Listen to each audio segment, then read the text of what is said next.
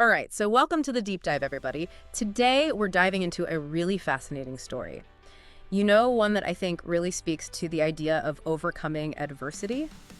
And we're going to be looking at the life of Abraham Lincoln. A fantastic choice, really. Yeah. And, it's not just a straight biography or, just a timeline of events.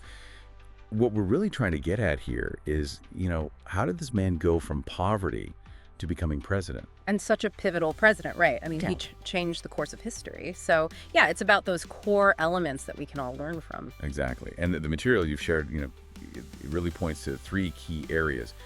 His resilience, that ability to bounce back from setbacks. Yeah. His commitment to self-education. I mean, the guy was largely self-taught. And then this unwavering moral conviction. These all played a huge role in shaping his life. Mm-hmm. And, of course, ultimately his legacy. So our mission today is to really understand how those three things, Yeah. resilience, self-education, moral conviction, how they all came together to make him the leader he became. Okay, so let's start at the beginning, Right. with his humble beginnings.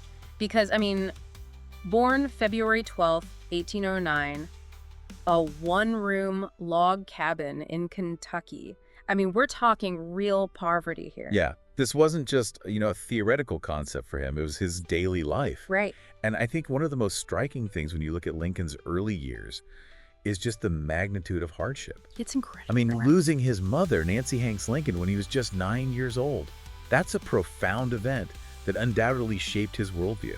Yeah, and, it's not just the emotional impact, but, the sources really point out that it made him deeply empathetic. Exactly. He saw firsthand the fragility of life. And then you add in the fact that he had less than a year of formal education. It's hard to believe, right? It's almost unbelievable when you think about what he achieved, and yet he had this incredible thirst for knowledge.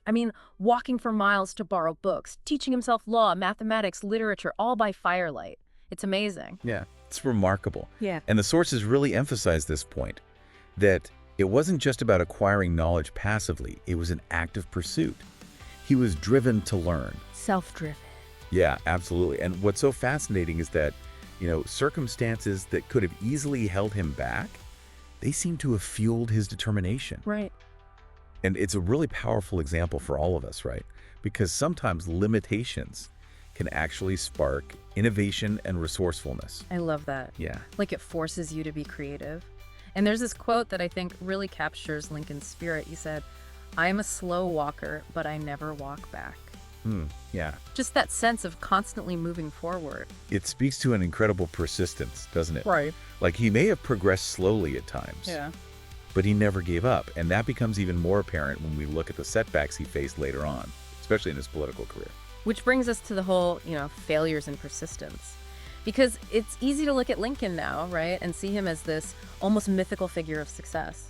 But his path to the presidency was paved with so many obstacles. He was anything but straightforward. Yeah, and the sources really lay out this timeline of losses, and it's remarkable. In 1832, he loses his bid for the Illinois state legislature.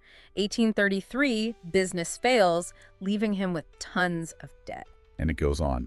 Right. It just keeps going. Multiple failed campaigns for Congress, for the Senate, throughout the 1830s, 40s, even into the 50s, including a notable loss in the 1855 Senate race. It's a pattern that's really striking. So the question is, what kept him going? Most people, after one or two of those losses, would have said, okay, I'm done, I'm Right. out. But he had this incredible resilience. And I think it ties back to how he viewed failure. He Yeah. famously said, "My great concern is not whether you have failed, but whether you are content with your failure." And that's huge. It really gets at his mindset. The sources suggest he didn't see failure as a full stop, but as a comma. It was an opportunity to learn, to grow, to course correct. Yeah. And I think it poses a really important question for all of us, right? When we encounter obstacles, do we see them as the end of the road or as detours? Yeah. As opportunities to learn and maybe even find a better path? That's a good question. Because it's so easy to just give up. It is. But Lincoln never did. And all those years of persistence, they eventually paid off, right? He wins the presidency in 1860. And it's just this incredible testament to his grit, his determination.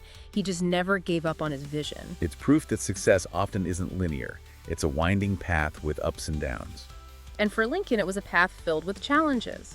But each challenge seemed to strengthen his resolve. Exactly. And then, of course, his presidency coincided with this really defining moment in American history. Civil War. The ultimate test of leadership. It's true. And the sources really highlight how crucial his leadership was during this incredibly tumultuous period, preserving the Union, ultimately leading to the end of slavery. I mean, he redefined the meaning of freedom in the U.S. Yeah. So let's talk about leadership during crisis, because the weight on his shoulders must have been just immense, Unimaginable. both politically and personally. Totally. I mean, think about the Emancipation Proclamation of 1863. That's a truly revolutionary act, freeing enslaved people in Confederate territories. And then later that same year, the Gettysburg Address.